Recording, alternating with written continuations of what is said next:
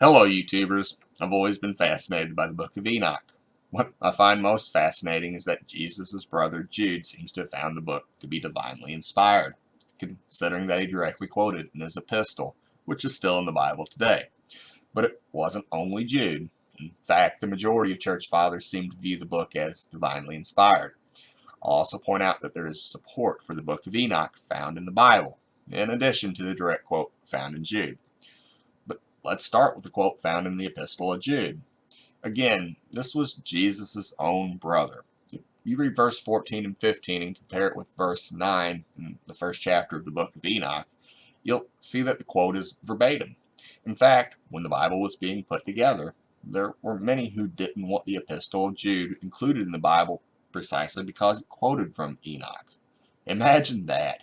They didn't want to include the writings of Jesus' own flesh and blood brother, someone who grew up with Jesus since a child, simply because it quoted from a book that they didn't like. But there is also additional biblical support besides Jude, and it's found in 2 Peter 4. It states that God spared not the angels that sinned, but cast them down to hell, and delivered them into chains of darkness to be reserved unto judgment. Why is this verse important? Well, even though the Book of Enoch is an early Jewish work, the overwhelming majority of Jews did not accept the Book of Enoch. The primary reason is because they did not accept the idea that angels came to earth and slept with women. The only other place where this event is mentioned is found in Genesis, and it uses the term sons of God, not angels. The Jews interpreted the passages referring to the line of Seth, whose generations were traced in the previous chapter. So, if Genesis is referring to angels sleeping with women, the Jews certainly didn't interpret it that way. However, the Christians clearly did. It was Peter that Christ built his church on, after all, and it was Peter that clearly stated that the passage was referring to angels that sinned.